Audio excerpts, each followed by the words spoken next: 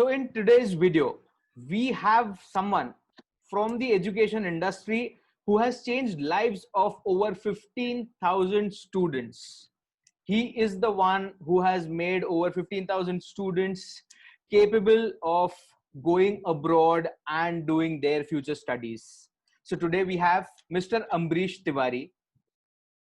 Welcome, Ambrish sir, on this episode of Live Through the Lens of Ambrish Tiwari. Hi Abhishek, how are you? I am good, sir. Thank you. Sir, we would want our viewers to know a little more about you, the work that you do, the work profile that you have. So Abhishek, I basically am into the field of foreign education consulting and providing coaching for programs like IELTS, TOEFL, PT, etc.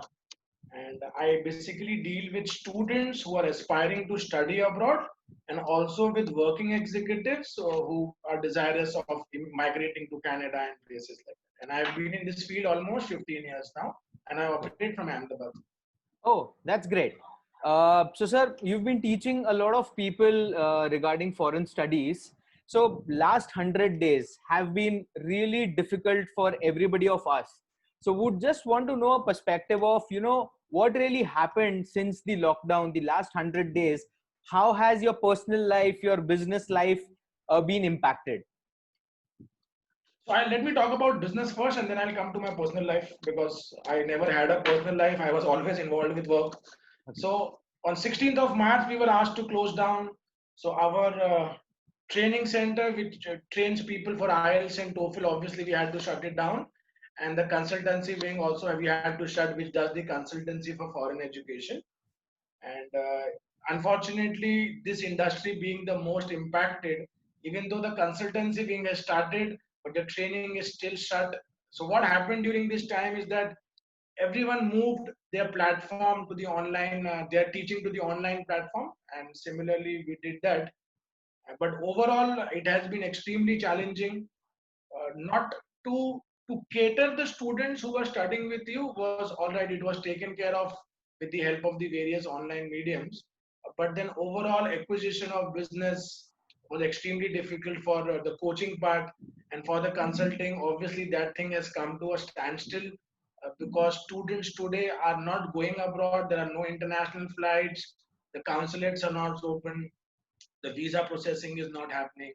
So you can say that at this point in time, things are pretty much standstill. But yes, the online platform has given us an opportunity to at least stay connected to all the students looking for consulting and tell them what is going on. And I hope that in the next month or so, probably we could get back to work. Right. Hopefully that happens soon. So I've been in constant touch with you for the last 100 days and you've been doing a lot of stuff during these times. So I would want you to share with people what really you did because your classroom trainings were not happening. I am sure there was a lot of strategizing you would have done as to how could you really sustain, how could you move forward and things like that. So if you would just share some light on that. So Abhishek, what I realized is that things are going to move online. And I started building this product because I had all the time. Otherwise, in my personal life earlier, I used to start my day at 8 o'clock and end my day at 9:30 in the evening. So obviously, I didn't have this time. But during this lockdown, along with teaching my students morning and evenings, I started developing a particular product, an online platform for students to learn the IELTS, not only to learn the IELTS, but also get access to the quality strategy books, access to mock tests. So I created a platform by the name of IELTSonlinepro.com. And right from the start till the end, which included first creating an entire ebook, converting it into a PowerPoint presentation form, recording each slide. The recording is more than 100 hours, and getting it edited, coming up with a platform to offer these services, making the mock tests available. So what I did during these 100 days is that I have made this product ready, which we intend to sell at an extremely inexpensive cost, almost nothing, so that people globally can learn IELTS, not only learn but get access to quality material, and also get their mock test things and evaluations done. So I just created this platform, and I am hoping that it will work well. It has, we have already started giving out subscriptions, and it is doing really well at this point in time. So this is what I did on the the work front during this lockdown. That must have been a huge mammoth task, because when you say 100 hours of video, I am sure it would have taken a lot of effort, and I hope that definitely turns out fruitful. So moving ahead, what was the biggest challenge that you really faced during these times, and how did you really cope up with that? What were the kind of measures you took? So Abhishek, the biggest challenge that I faced was being at home, because I am someone who's been used to working for 10 to 12 hours a day for the last 10 to 15 years, and then all of a sudden being at home at all time, I think was the biggest challenge for me. And for motivation, I probably did. I started working out, and I started spending time with my kids, my wife, and probably I caught up on them for all the lost years that I had not. So this is what I did to motivate myself. But the biggest challenge, yes, was being at home, and the day with the we got permission to start going out. I was the first one to start going out. Great. So sir,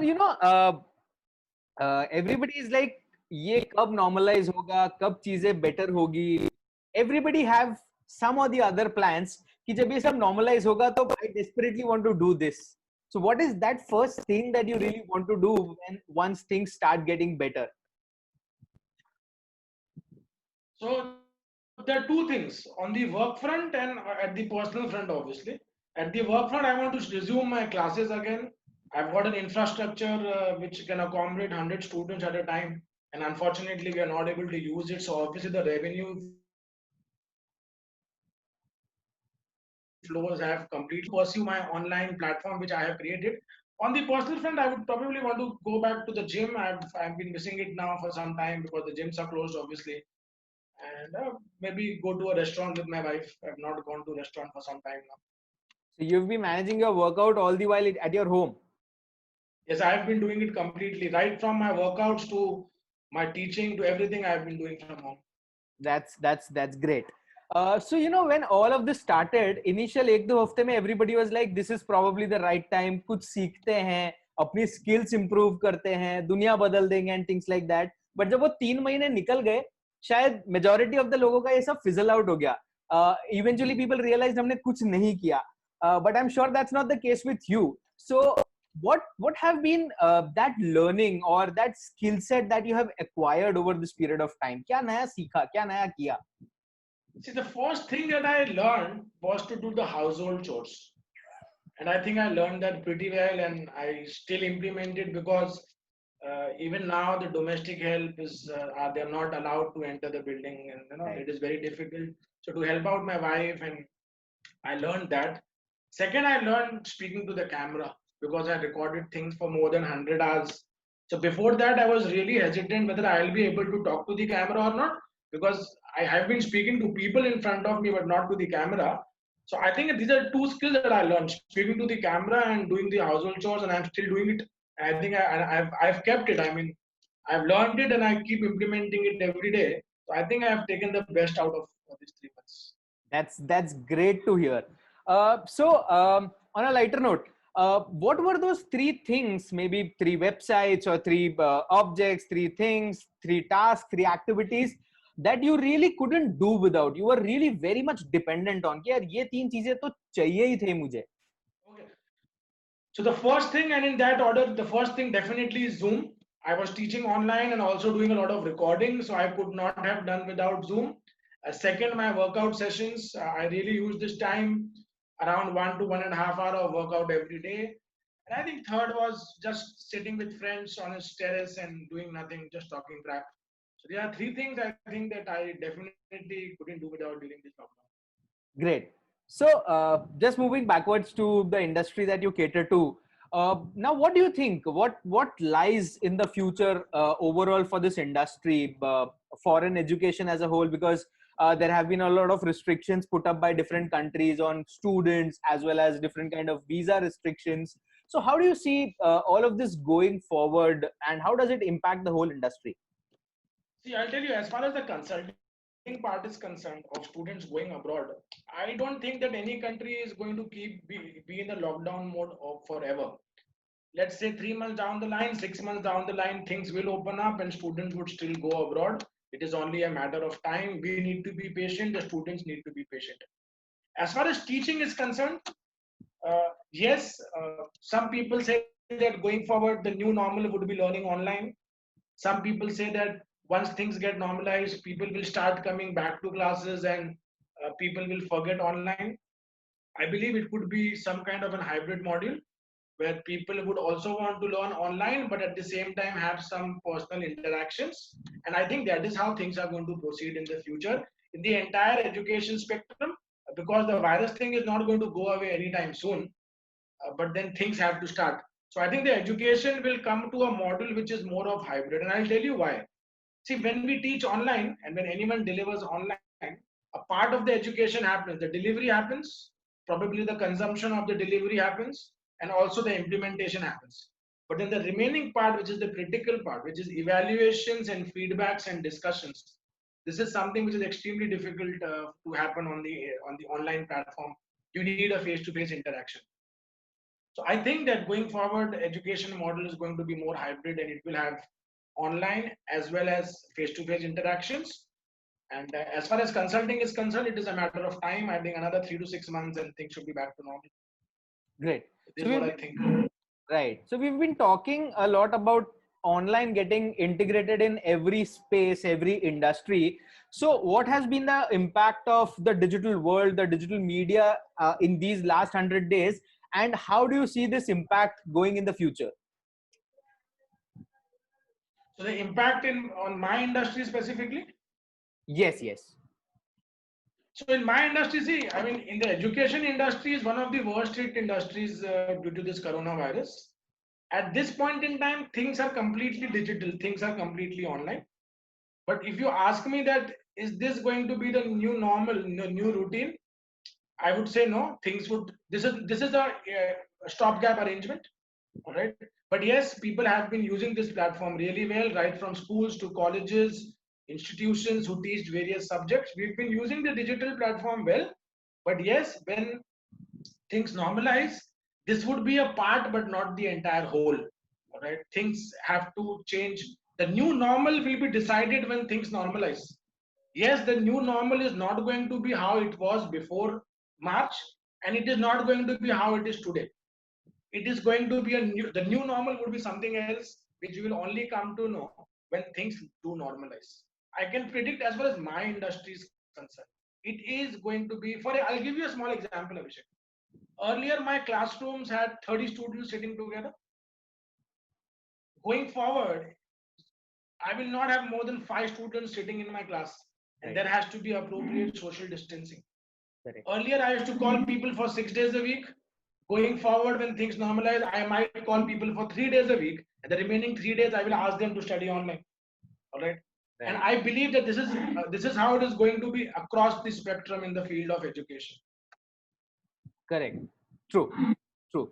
So, so what is Ambrish Tiwari's vision with respect to the IELTS Academy and IELTS Online Pro? How do you see this? How do you want to take this forward? And like you just said, what exactly is going to be the new normal for this industry? So see, as far as I am concerned, once I get permissions, I will start my physical contact classes, but certainly with reduced numbers. Instead of taking huge batches, I will be cutting down the batch size to the bare minimum of 4 or 5 students and make the physical contact classes as personalized as possible. And at the same time, we'll be pushing our online product, which is extremely inexpensive to the masses, and try to reach out to pan-India audience. So this is as far as what I plan to do once things normalize. The industry, I don't know. I mean, in the industry, there would be certain coaching institutes which would want to get back to the physical contact classes with huge numbers again, because a lot of commercial interests are involved in that. But as far as I am concerned, this is what I'll be doing going forward. So with this new set of things that you are planning to, or the industry may foresee, how much of an impact does this bring to a student? Because we've been talking from the teaching side as to how is this going to be imparted, but what kind of impact does it bring to somebody who's wanting to learn? Abhishek, in the last 3 months, I have done, I think, more than 200 hours of online teaching. All right. I don't think anyone that I know has done so much of online teaching in these last 3 months. One thing is for certain, online teaching is not a complete module in itself, because the most critical part of evaluations, feedbacks, understanding the body language of a student when he or she is in front of you and molding your teaching style to suit their requirement, all these things can never happen with online teaching. All right, because you're at the end of the day, you're essentially speaking to the camera, and you have a particular speech or a particular part that you have to deliver. So online teaching, I believe, would be a part, but it is not going to be the entire game. I believe that students would be at loss if everything is online, because teaching at the end of the day can use technology, but then the teaching cannot become technology. All right, so you need to have physical classrooms, contact classes, but yes, the technology has to be used, which everyone should use and will use accordingly. Great. So this has been really insightful. A lot of learnings from here. Any final words that you would want to share with the viewers with respect to whatever is going on? So I think that people just need to be patient, and you need to find out a way in which you can keep yourself involved, because there not much is in your hands, and yes, you obviously need to keep safe. Great. So with a lot of different perspectives and a lot of positive hopes, motivation, I thank you so much, Ambrish sir, for being with me, sharing such useful insights to the people who it would matter to the most. Thank you so much for being with me. Thank you, Abhishek.